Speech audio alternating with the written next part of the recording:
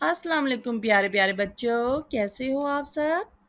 आज मैं जो आपके लिए कहानी लाई हूँ उसका नाम है टमी और जुमी।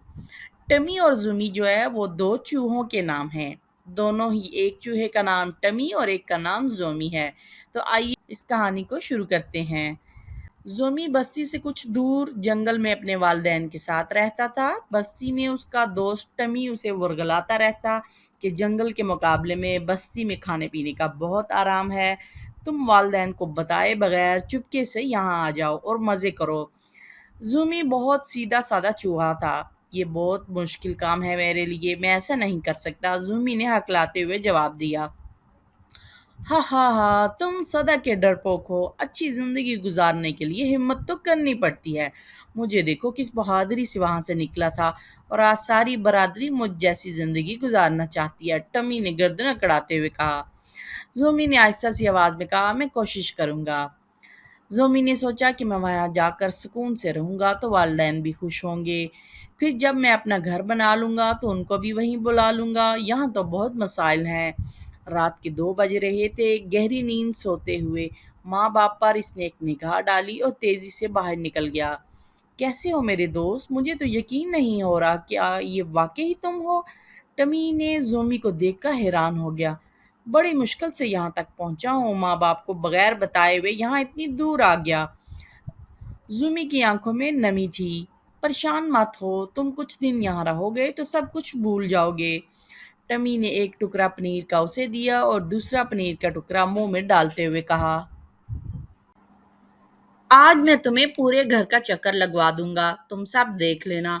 फिर आहिस्ता आहिस्ता तुम अपने खाने पीने का खुद इंतजाम किया करना।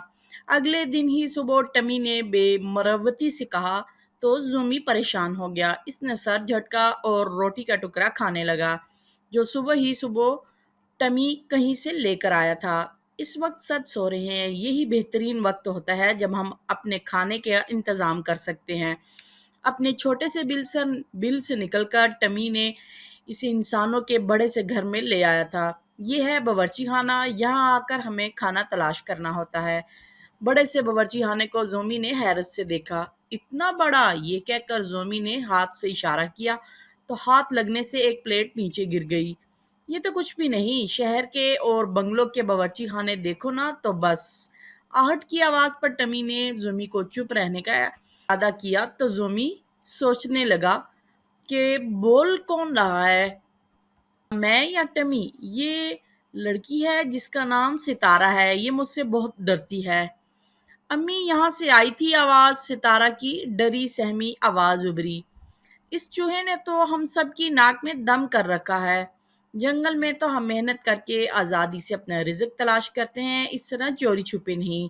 जोमी ने कहा। वो दोनों भागते हुए बिल में पहुंचे। मेहनत, और वो मेहनत करके ऐसा लजीज खाना तुम लोगों को कभी नहीं मिल सकता, टमी ने फखरिया अंदाज में कहा।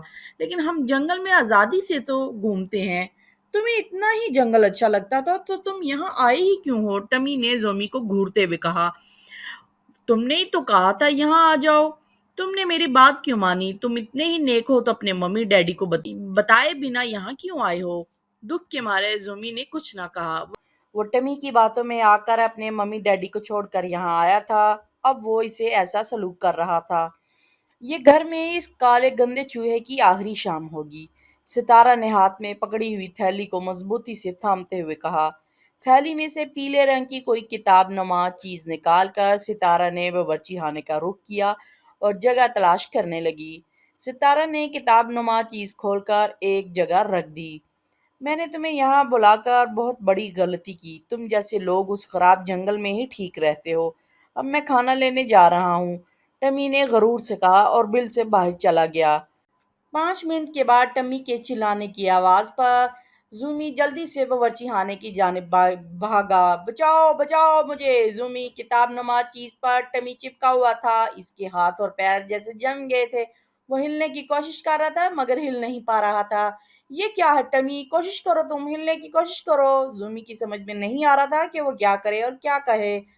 इसी वक्त सितारा की खुशी से भरपूर आवाज इन दोनों के कानों से टकराई। अम्मी, हम कामयाब हो गए, एल्फी वाली किताब काम कर गई, चूहा चिपक गया। पीले रंग की हल्की लगी किताब नुमा बोर्ड और इस पर चिपका टमी कभी जूमी को देखता है और कभी तालियां बजाती हुई सितारा को। इसे अब अपनी हर वो हरकत याद आ रही थी जिसकी वजह से सितारा और उसके घर वाले परेशान होते थे। मुझे बचा लो जूमी, इल्तिजाइया नजरों से टमी ने उसकी तरफ देखते हुए कहा। इससे पहले कि जूमी कोई जवाब देता, बिल्ली की आवाज ने इन दोनों को चौंका दिया। सितारा ने टमी को बोर्ड समेत उठाकर बिल्ली के आगे रख दिया। रोमी, मुझे माफ कर देना, जंगल में लौट जाना और हमेशा वालिदैन की बात मानना, क्योंकि इनसे ज्यादा कोई तुम्हारा मुखलिस नहीं हो सकता। टमी ने रोते हुए कहा और अपनी आंखें बंद कर लीं। बिल्ली ने मुंह पर जबान फेरते हुए एक ही नवाले में टमी को खा लिया। जूमी आंखों में आंसू लिए अपनी मम्मी डैडी से माफी मांगने के लिए जल्दी से जंगल में जाने के लिए घर से निकल पड़ा।